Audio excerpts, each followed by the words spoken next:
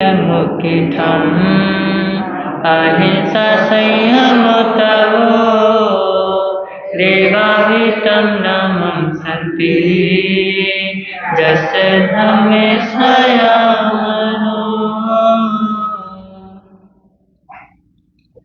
भगवन तेरी आराधना भगवन तेरी आराधना मेरी जिंदगी के शान हो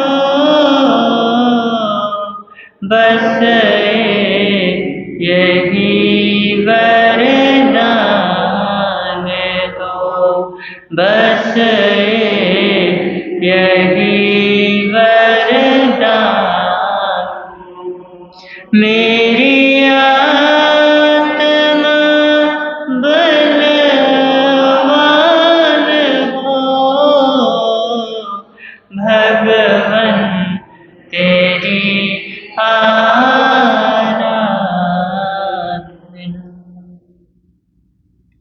सर्वप्रथम तिन्नानम तार्यानम शासनेश प्रभु परमात्मा श्रवण भगवान महावीर स्वामी जी के पावन श्री चरणों में वंदन नमन। हमारे आचार्य सम्राट ध्यान योगी डॉक्टर परम पूज्य भगवान श्री शिव मुनि जी महाराज साहब, मेरी आस्था के केंद्र जिन शासन गौरव उपप्रवर्तक परम पूज्य गुरुदेव श्री राम कुमार जी महाराज साहब, संघ गौरव उपप्रवर्तक परम पूज्य गुरुदेव श्री प्रियंश सुख जी महाराज साहब, इन तीनों गुरु भगवंतों के पावन श्री चरणों में वंदन नमन करने के पश्चात यहाँ पाठ पर विराजित हिमाचल रतन विद्वान संत शिवाचार्य भगवान के प्रथम शिष्य पूज्य गुरुदेव श्री जितेंद्र मुनि जी महाराज साहब, मधुरवक्ता परम पूज्य गुरुदेव श्री अजित मुनि जी महाराज साहब, इन दोनों गुरु भगवंते के पावन श्री चरणों में वंदन नमन।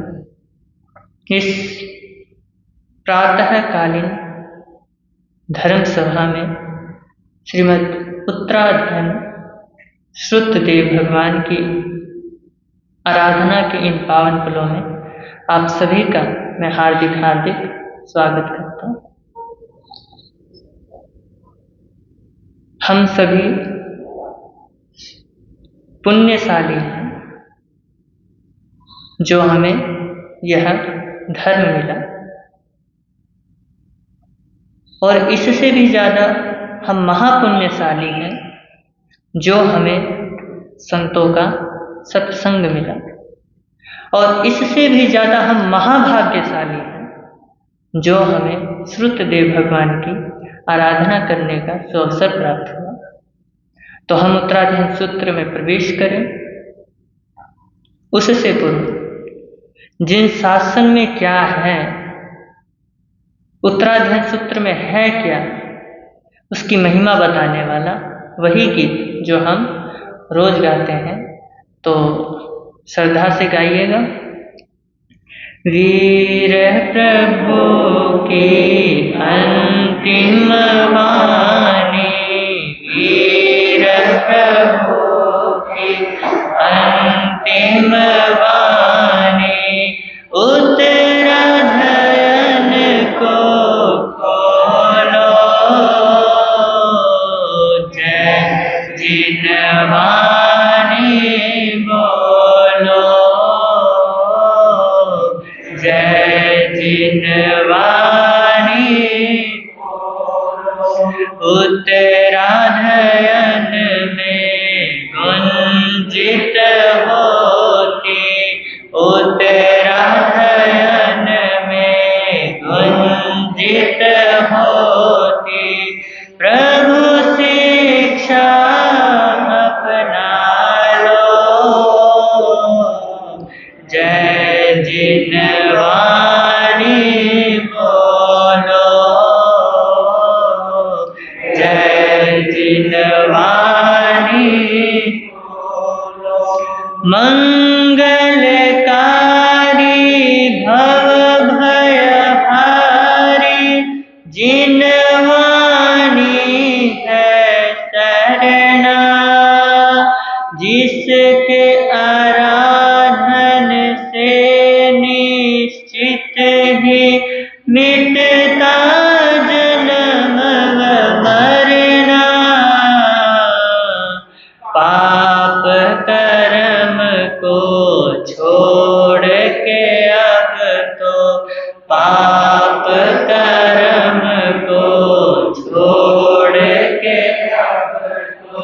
जिन वाणी के बोलो जय, जिन वाणी बोलो जय, जिन वाणी जिन वाणी का हर अक्षर ही अक्षय आनंद दाता, शब्द शब्द में सत्य धर्म का संदेश मिल जाता, हर वाक्यों में वैराग्य की, हर वाक्यों में वैराग्य गूंज हृदय में ढालो जय, जिन वाणी बोलो जय, जिन वाणी छलक रही है हर एक पद में तीर्थंकर की करुणा, जिससे जिन शासन जय पाता, आगम सच्चा सरना,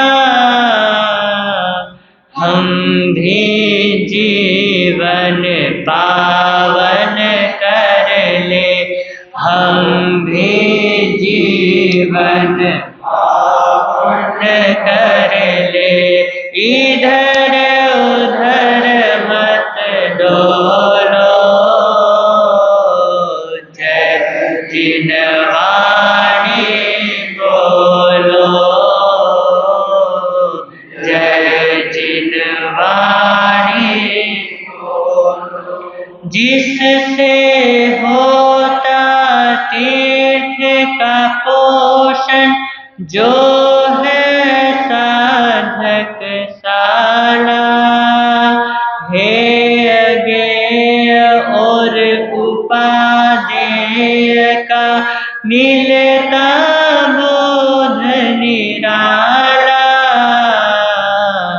महावीर की श्रेष्ठ निशानी, महावीर की अमृत वाणी, जिन वाणी को पी लो जय, जिन वाणी बोलो जय, जिन वाणी बोलो, उत्तरायण में गुंजित होती, उत्तरायण में गुंजित होती, प्रभु शिक्षा अपना लो जय, जिन वाणी बोलो जय, जिन वाणी बोलो। बोले श्रीमद् उत्तराधयन श्रुतदेव भगवान की। हमने श्रीमद् उत्तराधयन सूत्र की महिमा गाई। अब मूल पाठ का श्रवण, हाथ में ग्रंथ है तो पठन, नहीं तो आंख बंद करके महसूस करें कि भगवान की जहाँ वाणी बरसती है, हमें वहाँ पर कुछ पल बिताने का क्या मिला, सो अवसर प्राप्त हुआ, मौका मिला। तो ये पल क्या है, सौभाग्यशाली है। बस यही चिंतन करते रहिए, यही चिंतन आपके समस्त दुखों का निवारण कर देगा। तो अब हम मूल पाठ का आनंद लेते हैं। 14वां अध्ययन इशु कार्य। देवा भवितान पुरे भवन्मे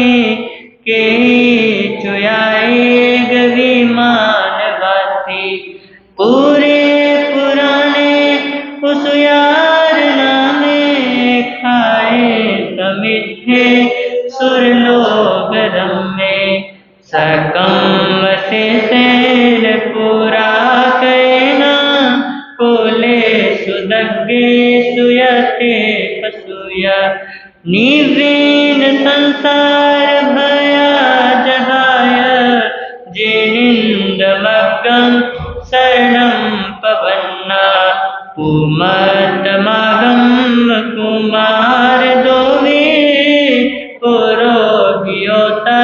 पुरोहियोतस्तसाय पत्ति विशाल कीर्तियत है सुयारो रायत देवी कमलाबैय जाहि जरामचु भया विभूया बहिं विहारा भणिविठ चित्ता संसार चक्र सविमोक्ष नथा दथुन ते काल गुणे तिय पुतग्गा दोणी विमहनस्त सकं वशीलस्त पुरोहियस्त सरितु पुराणियं तत् जय जाह सुचिन्नं तव संयमं च ते काम भोगे सुवैतजमाना मानुष एषु जयावि दिव्या मोक्षाभिकाङ्क्षी अभिजाय श्रद्धा तातं उवागम इमं उदाहो ऐसा स्वयं दतु इमं विहारं भवन्तरायं नयति हमां तमः गेहंसि नरयं लभामो आमन्त्रयामो चरिष्यामो अहं तयगो तत्थ मुनिनं तेषि तव सवाघायतरं वयन्ति इमं वयं वेदियो वयन्ति जहाँ न होई असुयान लोगो अहि जवे परिस्तविते कुत्ते परिठा पविहंस जाया भोचान भोए सह इत्याहि आरण्य गाहो हमुनि पसत्था सोयज्ञिना आय गुणिन्धनेन मोहानिलापज्जलनाहीनं सन्ततभावं परितापमानं लालपमानं बहुभावं च पुरोहियन्तं कमसोऽनुनन्तं निमन्त्रयन्तं च सुवेधनेनं जह कमं कामगुणैः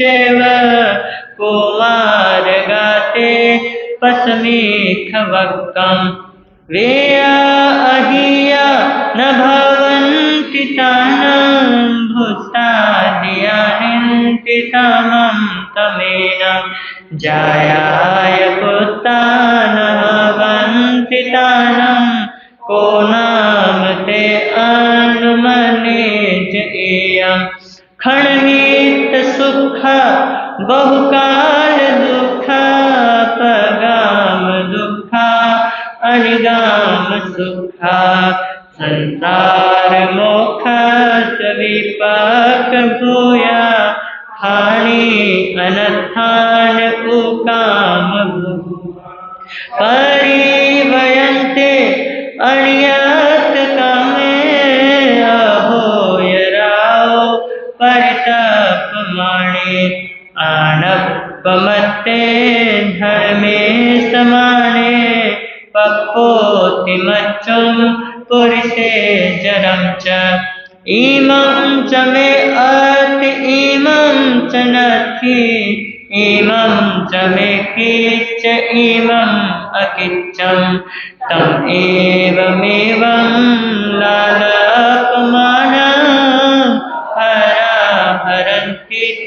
कहं पमाओ धनं पभूय सहैथियाहि शयनातः काम गुणा पगम तवं कहता परिजत लोगो तम सब साहीन मिहेव कुगम धनेन किं धम्मधुराधिकारे सहेन वा काम गुणे चैव समना भविष्यां गुणोहधारी बहिं विहारा अभिगम अभिगम जहाय अग्नि अरणीय संतो क्षीरे हयन्तेल महातिलेषु एमेव जाया शरीरन्ति सता समुच्चैनाशैनावचित्ते नो इन्द्रियेगे च आमोदभावा आमोदभावा वियकोविहि अजत हेयं नियत बन्धो संसार हेयं च वयन्ति जहाँ वयं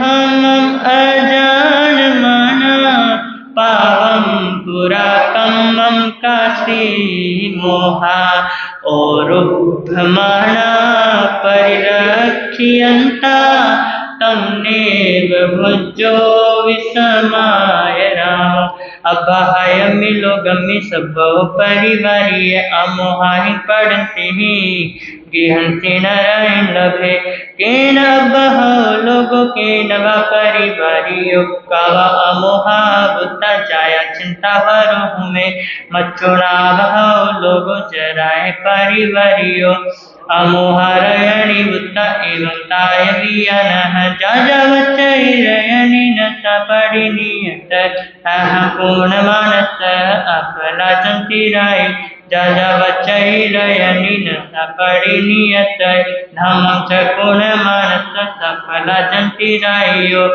एगो समसितानं दुहो समसंजुया पच्छा जाया गमिष्यामो भिक्षमाण कुले कुले जसथि मचुना सखम जस मथि पलायनम जो जाने न मरिष्यामि सो कंखे सुये सिया अजेव धम्मं परिवर्जयामो जहिं पवनान पुनः भगामो अनागरं नेवयाति किंचित् श्रद्धा खमं ने विनयितुरागम् पाहीन पुत्र सहुनातिवासो वासेति भिक्षाय रियाय कालो साहि रुखो लहई समाहिं छिन्नाहि साहायितमेव खाणुं पंखा विगुणो वचेहे पक्षी भिचविहुनो वरण्ये नरिन्दो विवन्न सारो वणियो कोए पहीन कुत्तो मिताः सुसंभया काम गुणाय मेते संपिंडिया अगरस पभूया भुंजामुता काम गुणे पगामं पच्छागमिष्यामुपहानमग्गम् रसाभोय जहाय नेवो न जीवियथा पजहामि भुवे लाभं अलाभं च सोहं च दुःखं सञ्चिखमानो चरिष्यामि मूनं माहो तुमं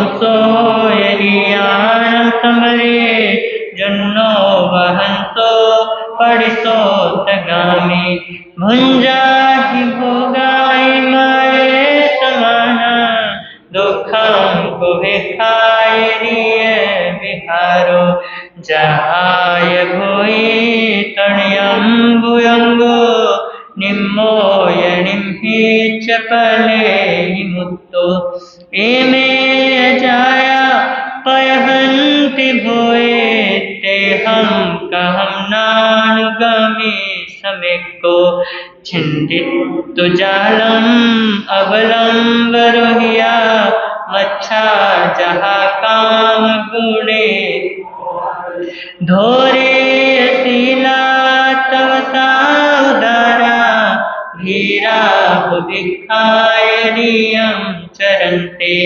नाहेव पंचा समएकमन्ता तयानि जालानि दलितु हंसा पलेन्ति पुत्ताय पय्यमजा ते हम कहम नानुगमी समिक्ता पुरोहियन्तं सस्वयं सदारा सोचाभिनिखमपहाय कुटुम्बसारं विलोतमं च रायम् अभिक्षां समुवाय वन्तासि पुरिसो रायं न सोहोयि पंसंसियो माहनेन परिचतं धनम् आदाहुमिच्छसि सर्वं जगं जयितुहं सर्वं वा विधनं भव सर्वं पीते अपजतं निगतानायतं तव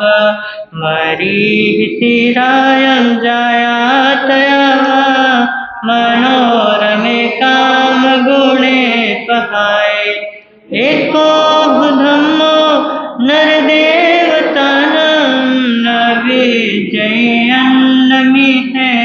किञ्चित् नाहं नरमे पक्षिणी पंजरे वा संतान छिन्ना चरिष्यामि मौनम् अकिञ्चना ऊजुकर्णा निरामिषा परिगहारं भनियत् दवगिन जहर निधज्जमानेषु जन्तुषु अन्ये सत्तापमोयन्ति रागदोत्सव संग एवमेव वयं मूढा कामभोगेषु मुच्छि दज्जमानं न बुझामो रागदोषज्ञिन जगं भोगे भोचवमितय लघु भूय विहरिणो आमोयमाना गच्छन्ति धिया कामकमा इव इमे असद्बद्धा वदन्ति मम हथ जमा गया वयं च सत्तकामेषु भविष्यां जहाय सामिषं कुललं दिशवज्जमानं निरामिषम्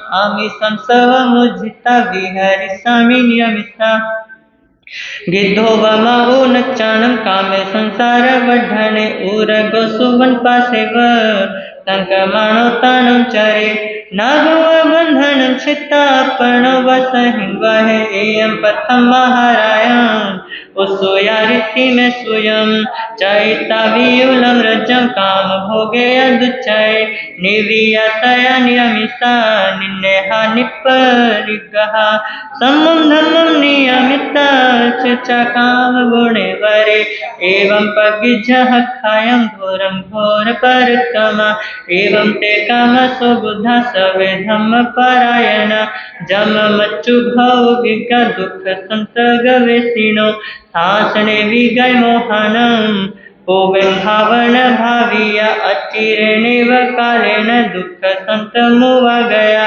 राय सह देवीय महानोय पुरोहि महानि दारगचेव सवेते परिनिबुड्डा सवेते परिनिबुड्डा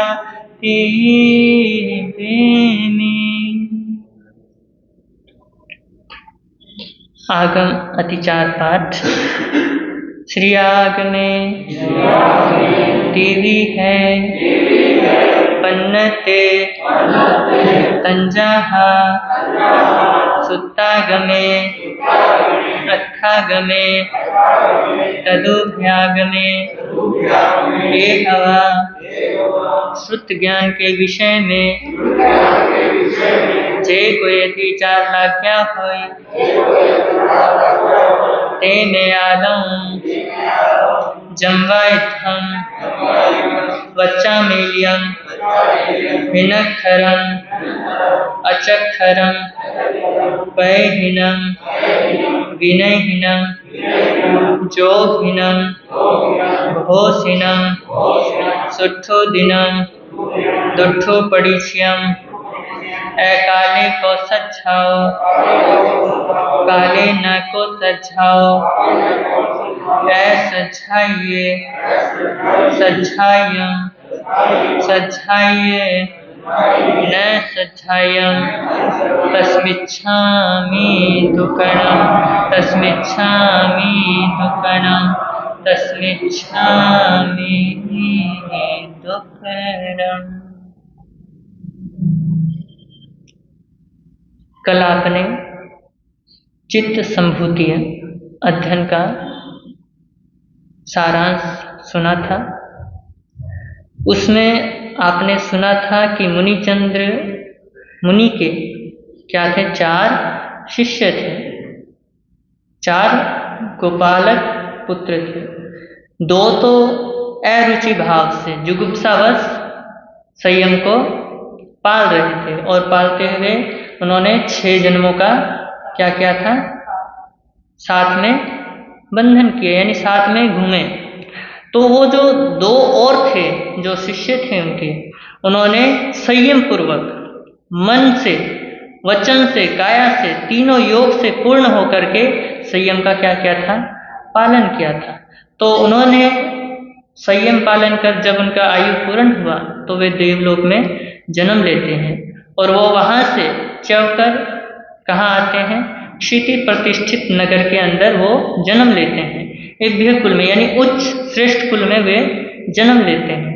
और वहीं पे उनके 4 मित्र और बनते हैं, वो भी उच्च कुल के थे। तो चारों क्या बने, मित्र बने। तो वो 4 और 2 6 हो गए।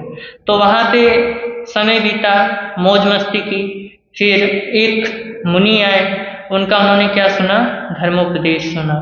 तो सुलभ बोधि होने के कारण उनको क्या हो गई, विरक्ति हो गई और उन्होंने क्या कर लिया, साधु जीवन अंगीकार कर लिया। और जब साधु जीवन अंगीकार किया तो समय व्यतीत हुआ, चिरकाल समय तक उन्होंने संयम पालन करके वे क्या हो गए, वो मृत्यु को प्राप्त हो गए और वे देवलोक में उत्पन्न होते हैं। और वहां से 4 जो हैं वे क्या होते हैं, पृथ्वी लोक में इशुकार नगर में जन्म लेते हैं। पहला कौन है, इशुकार राजा, पहला देव। दूसरा है भृगु, वो इशुकार की रानी कमलावती। और जो तीसरा देव बना वो बने भृगु, और जो चौथा था वो भृगु की पत्नी। और जो 2 देव है वो अभी कहाँ है, देवलोक में है। तो यह जो कथा है ये 6 जीवों की कथा है ना जी, उनकी यात्राओं की कथा है। तो इसमें कहते हैं कि कुरु जांगल प्रदेश में राजा इशुकार की क्या थी, राजधानी थी, जो इशुकार के नाम से ही प्रसिद्ध थी। राजा इशुकार का जो राजपुरोहित था वो कौन था, अभी बताया था मैंने, राजपुरोहित भृगु। और उसकी पत्नी का नाम क्या था, यशा। तो भृगु और यशा समृद्धिशाली थे, उनके पास यानी धन दौलत की कोई कमी नहीं थी, लेकिन उनको एक दुख था, उनको एक पीड़ा थी कि उनके पास क्या नहीं थे, संतान नहीं थी। तो उनका समय व्यतीत होता गया। इधर वो जो 2 देव थे जो अभी स्वर्गलोक का सुख भोग रहे थे, उन्होंने सोचा कि भैया हम देखें तो सही हमारा जन्म कहाँ होगा। तो उन्होंने देखा कि भैया हमारे जो 4 मित्र हैं वो कहाँ हैं, इशुकार नगर में हैं। और जो हमारे जो माता पिता बनेंगे, मेरे ही मित्र क्या बनेंगे, मेरे ही मित्र माता पिता बनेंगे, और वे इशुकार नगर के राजपुरोहित भृगु और यशा के हम पुत्र बनेंगे। तो उन्होंने क्या किया, एक श्रमण वेश धारण किया, साधु का वेश धारण किया और उनके पास विहार करते हुए पहुंच गए और पहुंच करके उनको धर्मोपदेश दिया। जो राजपुरोहित भृगु था उसने 12 व्रत अनुव्रत क्या लिए, अनुव्रत लिए। और उन्होंने दोनों मुनियों से सवाल किया कि हे मुनिश्रेष्ठ, हमारे कभी संतान होगी या नहीं। तो उन्होंने कहा, मुनियों ने, क्योंकि भैया वो तो देवता है, तो उन्होंने कहा कि हाँ तुम्हारे यहाँ क्या होंगे, 2 संतानें होंगी। और वे क्या होंगी, बचपन में ही दीक्षा ले लेंगे और बचपन में ही साधु बन जाएंगे। तो उन्होंने बात बोल करके क्या कर दिया, वहाँ से विहार कर दिया और अपने देवलोक में चले गए। अब समय व्यतीत हुआ। अब इधर देववाणी के अनुसार वो दोनों देव क्या हुए, वहाँ से च्यवन यानी वहाँ से मृत्यु को प्राप्त होते हैं और वे इशुकार नगर में भृगु और यशा के घर में जन्म लेते हैं। और वो दोनों इतने खुश थे, लेकिन खुश होने के कारण उनको एक शंका थी कि वे क्या बन जाएंगे, बचपन में ही साधु बन जाएंगे। तो ये वैसे ही दुख था जैसे मिस्री की डली में बांस का फांस आ जाता। तो उनको बड़ा दुख था इस बात का। तो उन्होंने क्या किया कि भैया इस नगर में हम रहते हैं, बड़े नगर हैं, तो यहाँ पे साधु संतों का आना जाना लगा रहता है, तो हम क्यों ना ऐसी जगह जाए जहाँ पे साधु संतों का आना ही ना हो। तो उन्होंने एक उस नगर को छोड़ दिया और कोई छोटे से गांव में जाकर के बस गए, वहाँ पे रहने लगे। तो वहाँ साधु संतों का आना भी कम ही था।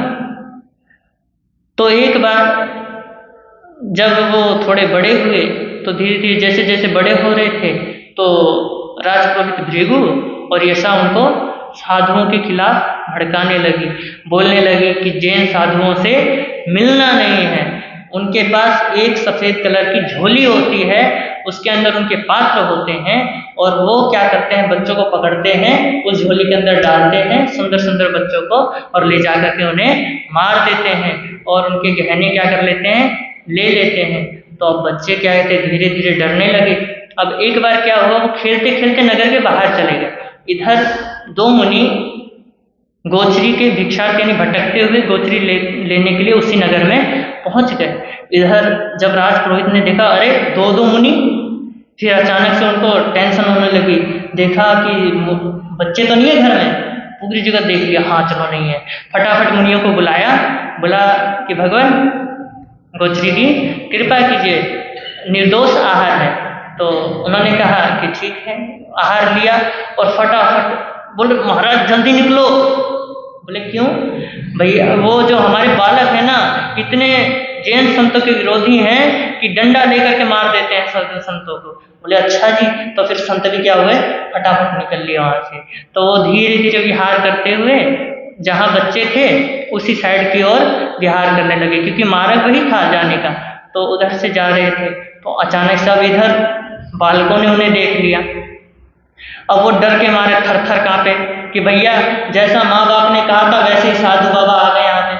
अब वो देखी कहाँ जाए, तो उन्होंने देखा वट वृक्ष है यहाँ पे, उसके ऊपर क्या हो गए, चढ़ गए। घना वृक्ष था, अगर एक बार बंदा ऊपर चढ़ जाए तो कोई दिखे भी ना, तो ऊपर चढ़ गए। अब इधर जो साधु आ रहे थे तो अब गोचरी लेके आ रहे थे, तो उनको भिक्षा भी करनी थी। तो अब उन्होंने देखा कि साफ स्थान है, तो उन्होंने भिक्षा के लिए जगह यानी जहाँ गोचरी करनी थी उसको स्थान को साफ किया और वहाँ क्या हो गए, वहाँ बैठ गए। और साफ भी इस तरीके से किया कि कोई चींटी मर ना जाए। तो ऊपर से सारा दृश्य वो दोनों बालक देख रहे हैं। अब इधर जैसे उन्होंने पात्रा खोला तो ऊपर से उन्होंने थोड़ा सा पत्ता हटा रखा था जिससे उनको सारा कुछ दृश्य दिख रहा था। तो देख रहे थे भैया माँ बाप ने कहा था इनके इसमें चाकू छुरे होते हैं, बच्चों को मार देते हैं, लेकिन इसमें तो जो हमारे घर में खीर पूड़ी बनी हुई है वही इनके पात्रे में, कहीं हमारे घर से तो लेके नहीं आए हैं। तो फिर उसके बाद उन्होंने वो भोजन किया, वो भी इतने विवेक के साथ किया कि वो देखते रहे उनका विवेक। तो फिर उसके बाद धीरे धीरे जैसे गोचरी पूरी हुई, गोचरी होने के बाद थोड़ी देर तक वो बैठे रहे, ज्ञान चर्चा चली। और ज्ञान चर्चा वो जो दो बालक हैं वो भी सुन रहे हैं और वो दो संत क्या कर रहे हैं, ज्ञान चर्चा अपने आपस में बात कर रहे हैं। फिर वो जैसे कर रहे थे तो उनका जो भय था बच्चों का वो क्या हो गया, दूर हो गया। और वो अचानक से कूद गए। संत भी डर गए, भैया कहाँ से ये कूद गए। फिर अचानक से उन्होंने बोला कि मुनि जी हम आपसे नहीं डरते। बोले क्यों नहीं डरते भैया, हम तो डराते ही नहीं किसी को, तो तुम डरोगे क्यों। बोले बस हमारे माँ बाप ने कहा था कि ऐसा ऐसी बात है। बोले अच्छा जी चलो कोई बात नहीं।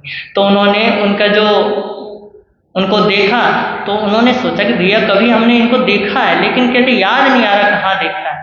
तो फिर अचानक से पूर्व संस्कार की वजह से उनको क्या याद आ जाता है, पूर्व स्मृतियाँ याद आ जाती हैं कि भैया हम भी पिछले जन्म में कभी साधु थे, इस वजह से हमें क्या नहीं आ रहा था, याद नहीं आ रहा था। फिर वहीं पे वे संकल्प लेते हैं कि हम माँ बाप को कह करके क्या बनेंगे, साधु बनेंगे। फिर वो पहुँच गए अपने माता पिता के पास और बोला कि पिताश्री हम क्या लेंगे, दीक्षा लेंगे।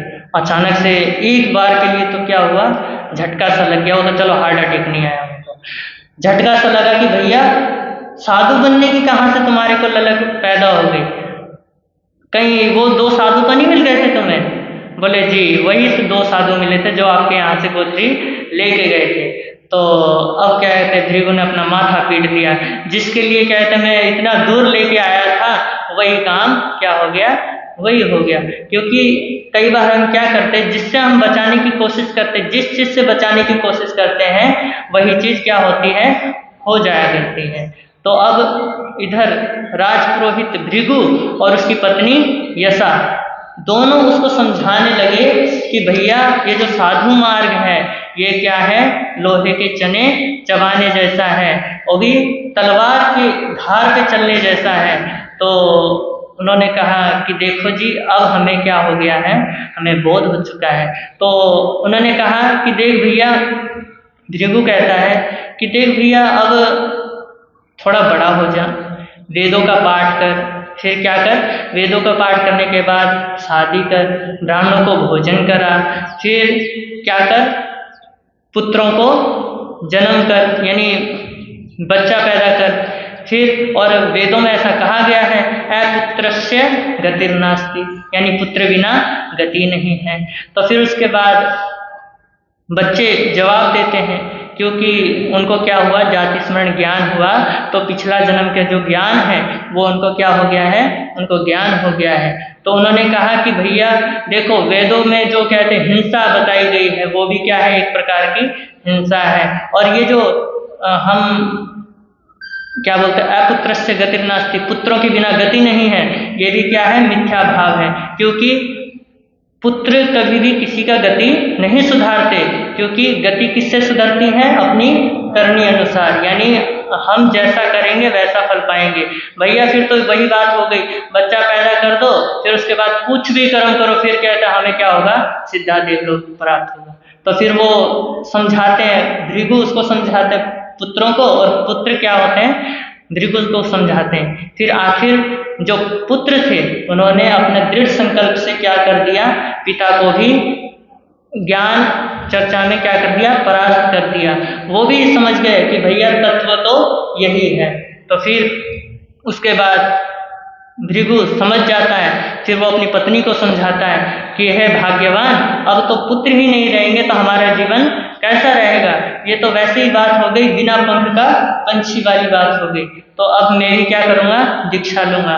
तो पत्नी कहती है कि इन्हें छोड़ो, अभी हमारे क्या है, उम्र है, अभी हम संसार सुख भोगेंगे, अगर समय आया तो और 2 पुत्र कर लेंगे, और 3 पुत्र कर लेंगे। तो भैया फिर उसके बाद बोला कि नहीं, अब नहीं, क्योंकि संसार क्या है, दुखों से भरा हुआ है। फिर वो भृगु क्या है, पत्नी को समझाता है, फिर वो क्या होती है, पत्नी भी धीरे धीरे समझ जाती है।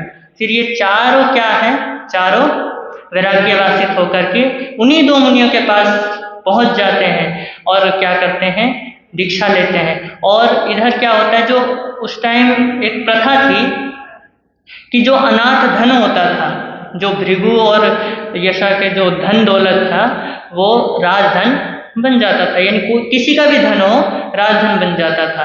तो अब उसका कोई मालिक नहीं, तो राजा क्या करता है, राजा लोभ में आ जाता है, वो क्या करता है, वो जितने धन दौलत होता है वो मंगवाता है। इधर कमलावती रानी को पता चल जाता है कि भैया ये क्या कर रहे हैं, भृगु और यशा का जो त्यागा हुआ धन है उसे क्या कर रहे हैं, इकट्ठा कर रहे हैं, राजकोष में भर रहे हैं। तो कमलावती रानी राजा इशुकार को क्या करती है, उपालंब देती है कि आप क्या कर रहे हो, जिस धन को राजपुरोहित ने आसक्ति और क्या किससे छोड़ा है, आसक्ति वगैरह, ये जो इनकी आसक्ति छोड़िए धन की, और आप उसी को क्या कर रहे हो, उसी को स्वीकार कर रहे हो, उसी को इकट्ठा कर रहे हो। और ये तो वही वाली बात हो गई वमन किए हुए को चाटने जैसी। तो फिर राजा भी क्या होता है, समझ जाता है, वो ये बात समझ जाते हैं कि भैया संसार में धर्म की शरण के अलावा कोई शरण नहीं है। तो ये 6 जीव क्या करते हैं, एक साथ वहां जाकर के क्या करते हैं, दीक्षा लेते हैं। तो यही इस अध्ययन में फरमाया गया है, और इस अध्ययन में बताया गया है कि मनुष्य जन्म की सार्थकता भोगों के उपभोग, धनासक्ति एवं इंद्रिय विषय सुखों में नहीं है, बल्कि इनके त्याग एवं वैराग्य में है, और सच्चा सुख और स्वतंत्रता भी इसी में समाहित है। इस अध्ययन का यही निष्कर्ष है। तो अब हम गीतिका लेंगे।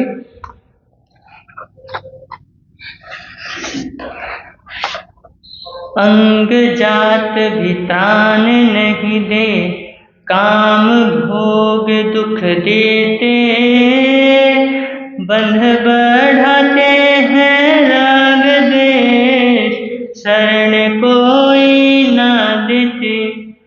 समय लौट करके नहीं आता, पाप कर्म क्यों बोए, भृगुपुत्र से बुद्ध बने, बिना समय को खोए। भृगुपुत्र से बुद्ध बने, बिना समय को खोए। वीर प्रभु की अंतिम वाणी, वीर प्रभु की अंतिम वाणी, सुन लो रे सुना लो, जीवन धन्य बना लो, जीवन उत्तरायण में गुंजित होती, उत्तरायण में गुंजित होती, प्रभु शिक्षा अपना लो, जीवन धन्य बना लो, जीवन धन्य। राजमान्य था भृगु पुरोहित, पत्नी साथी सुंदर, वैभव था पर पुत्र नहीं था, दुख था मन के अंदर। प्रेरक गाथा 6 है आत्मा की, प्रेरक गाथा 6 है जनों की, सुन कर बोधि जगा लो, जीवन धन्य बना लो, जीवन धन्य।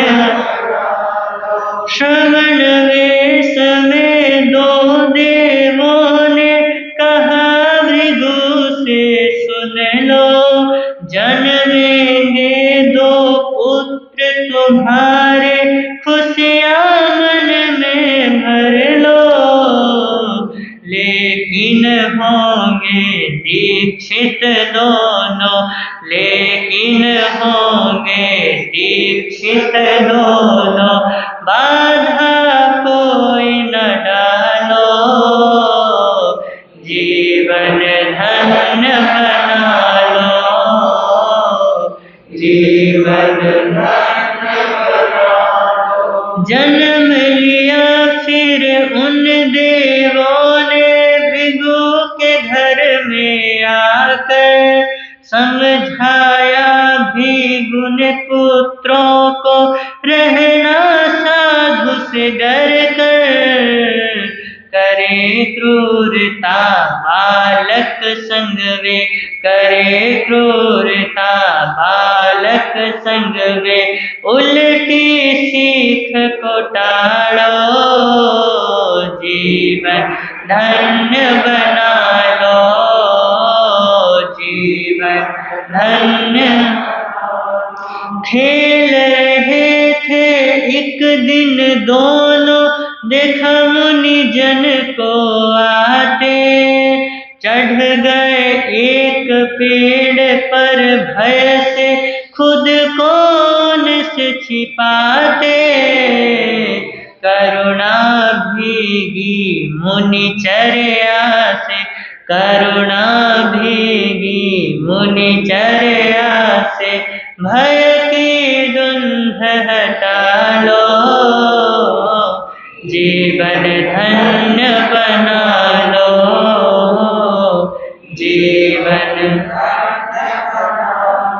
पूर्व जन्म का ज्ञान हुआ जब, देखी मुनि की करुणा, तरुतल आकर करी वंदना, शुद्ध भावों का धरना।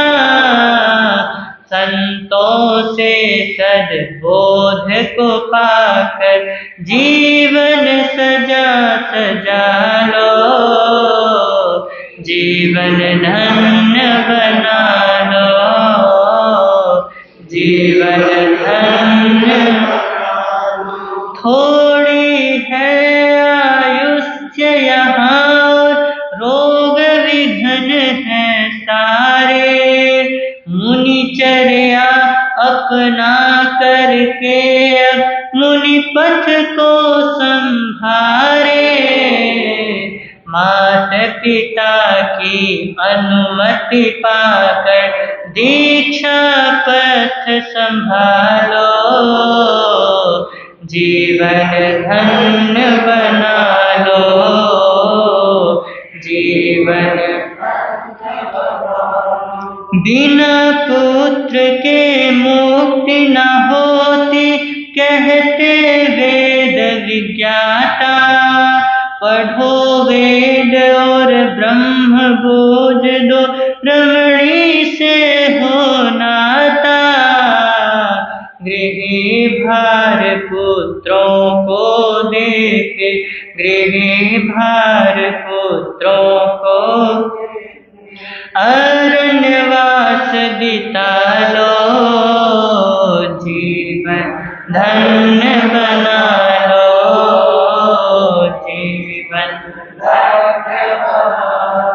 वेद ज्ञान नहीं रक्षा करता, ब्रह्म भोजना तारे।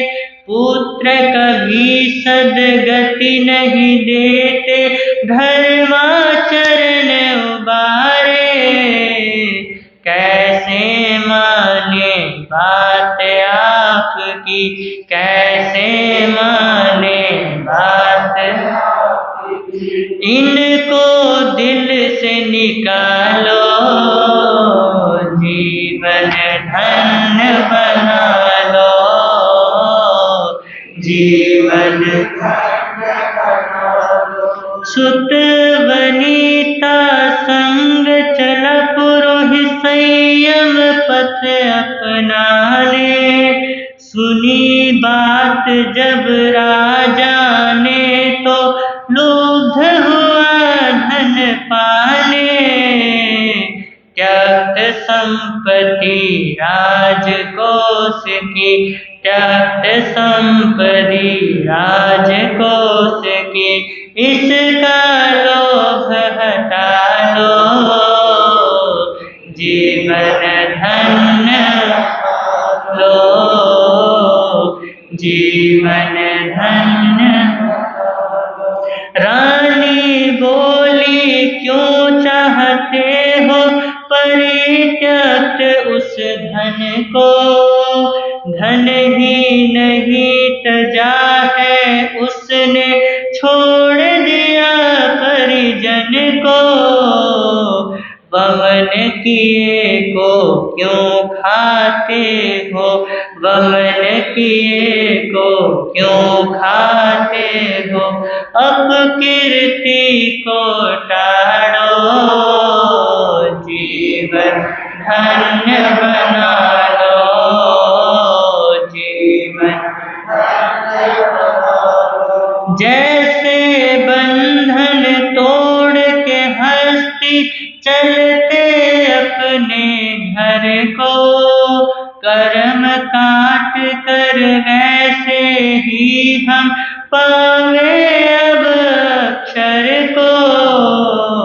ज्ञानी जन कहते हैं राजन, ज्ञानी जन कहते हैं।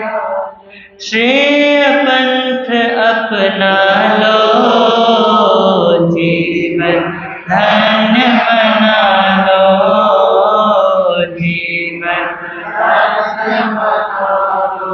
युगल पुत्र संग भृगु यशा और राजा रानी सारे, अनित्य भावना से भावित हो सर्व दुखों को टाले। कथा वार्ता को सुन करके, कथा वार्ता को सुन करके शाश्वत सुख को पालो, जीवन धन्य बना लो, जीवन धन्य बना लो। उत्तरायण में गुंजित होती, उत्तरायण में गुंजित होती प्रभु शिक्षा अपना लो, जीवन धन्य बना लो, जीवन धन्य बना लो। आज की श्रुत आराधना यहीं रोकी जाती है। अब आगे जैसा अवसर होगा फिर से हम श्रुत आराधना में संलग्न होंगे।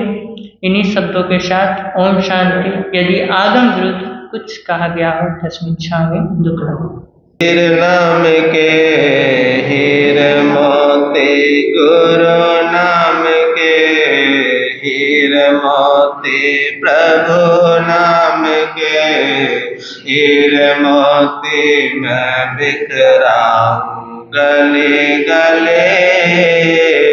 ले लो रे कोई राम का प्यारा, शोर मचाऊं गले गले। ले लो रे कोई गुरु का प्यारा, शोर मचाऊं गले गले। दौलत के दीवानों सुन लो, एक दिन ऐसा आएगा, धन दौलत और महल खजाना यही पड़ा रह जाएगा। हर धन दौलत और महल खजाना यही पड़ा रह जाएगा। सुंदर काया मिट्टी बनेगी, सुंदर काया मिट्टी बनेगी, चर्चा होगी गली गली। ले लो रे कोई राम का प्यारा, शोर मचाऊं गली गली। ले लो रे कोई गुरु का प्यारा, शोर मचाऊं गली गली। जिसने ये सब मोती लूटे वो तो माला माल हुए। दौलत के जो बने पुजारी आखिर वो कंगाल हुए। हर दौलत के जो बने पुजारी आखिर वो कंगाल हुए। सोना चांदी वाला सुन लो, लोहे कपड़े वाला सुन लो, अरे यमुना नगर वाला सुन लो, बात सुनाए खरे खरे। ले लो रे कोई राम का प्यारा, शोर मचाऊं गले गले। ले लो रे कोई गुरु का प्यारा, शोर मचाऊं गले गले। हो वीर नाम के हीर मोती, गुरु नाम के हीर मोती, प्रभु नाम के